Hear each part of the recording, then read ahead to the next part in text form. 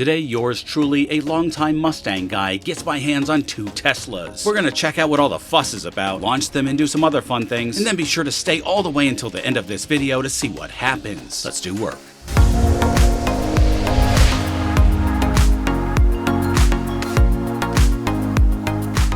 Alright boys and girls, here I am testing said Tesla.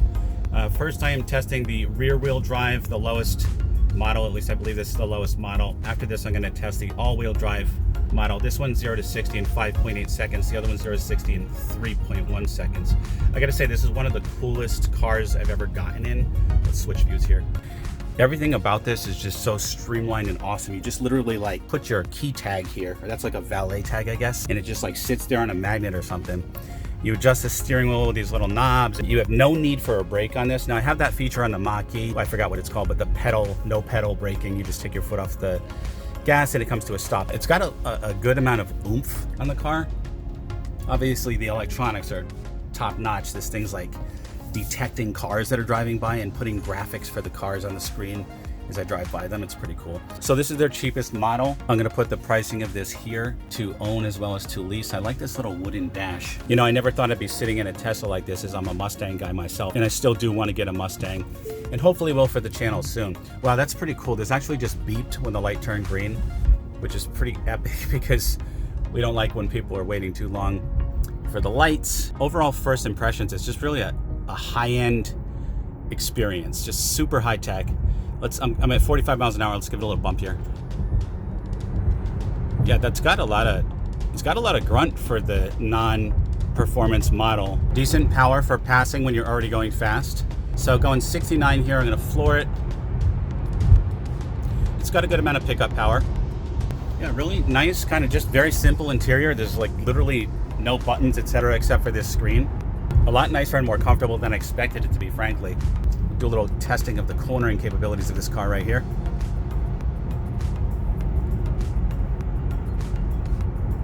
Seems pretty cool, not much roll, very tight, stapled to the ground actually. Feels really nice, feels really sporty.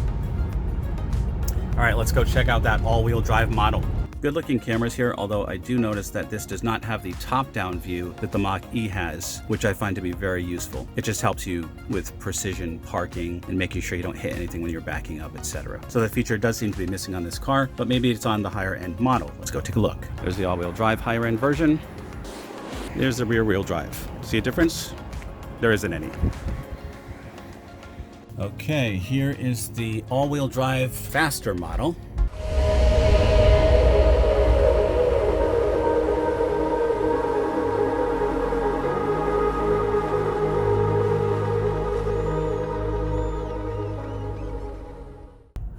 Here's my first little launch.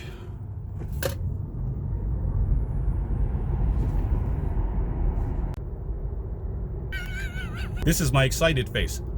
More scientific analysis is required, such as right now. Oh yeah, it's got more punch, definitely. Let's get some POV. You know, similar to the other one, it doesn't launch you right back into your seat right away, but it builds up that torque very quickly. And it feels like it just keeps on pulling and pulling and pulling like my Ducati Street Fighter does. Yeah, I think everything else is really the same except for the price. Looks like the interior, everything is exactly the same. Same wooden panels, same everything else. I'll put the prices for this model here for purchase and for leasing. Got your standard phone charger here. It's made of like a suede material to keep your phone planted. I do love the simplicity of this cockpit. Just super simple, super streamlined. Some people complain that the speedometer is not like right up here, but it's over here on the side of the screen. But I actually find this to be easier to read off to the right like that. It's a quick glance down. You don't have to look through the steering wheel. I actually feel that this is a little bit safer, in my humble opinion. Okay, so let's do some passing power.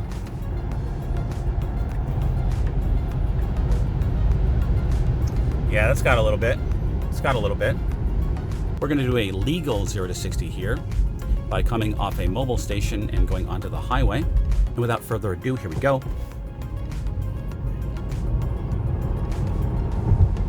That felt like more than 3.1 seconds, but that did launch very hard. It's one of the hardest launches that I've ever seen. It did actually throw me back in my seat, and I think maybe the reason it did it is because the car's more warmed up now. The tires are warmed up. That torque is just lovely. It's pleasant. I find the torque to be pleasant. pleasant, it gives pleasant sensations to my bottom. Don't be weird. South ramp toward New York City. I like when you put the blinker on, it gives you a little camera view. That's pretty awesome. You know, for the price of this car, this all-wheel drive model, the power is great.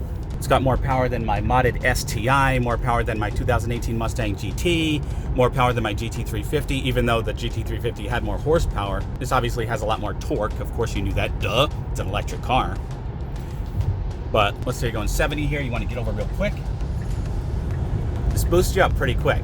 At non-reckless driving speeds, you have enough power to get by here. Guys, I did a thing. So I may be getting a client for my day job that is a 3-hour round trip. So doing that in a gas guzzler is going to be cost prohibitive, to say the least, as you can imagine. So I had to weigh my options, and I wanted to get an EV just for this. I'm still, God willing, going to get a Mustang GT, but for these commutes, I need something electric. So I tried to find the cheapest thing I could find. I typed in like Nissan Leaf and all that kind of stuff, and I found out that the Tesla Model 3 gives you great performance, style, and comfort for a decent price, and also found out that you can get $10,000 off of that price through government tax benefits, whatever you call it. And I also found out you're about to lose $7,500 at the end of this year, which is approximately less than 2 weeks from now, if you don't make the purchase now. So I went out and I leased a Tesla Model 3, all-wheel drive, extended range, which is fast, sporty, gets like 350, 360 miles per charge. And that's what we're gonna talk about today. All right, don't leave the channel, because I'm still gonna hopefully get a Mustang GT, a base model for the channel to mod it. So yeah, let's talk about it. Welcome to my appropriately already covered in salt winter car, the 2023 Tesla Model 3 all-wheel drive, long range. This car gets about 360 miles from 100% charge. I'm walking on ice here. Why do I not live in Florida? Car's pretty quick, 0 to 60 in like 4.2 seconds, something like that. It's a pretty sporty car. I would probably compare this to a BMW M3, because this is going to be faster than the M3 0 to 60, especially when I install the Power Boost, which is actually just a software upgrade. So pretty quick car, pretty fun. I like the design of it. Elon Musk has put all kinds of interesting, fun things in this car, and we're gonna explore it together. How you fit 5 motorcycles in a little Raptor in a Tesla into a garage. Very carefully.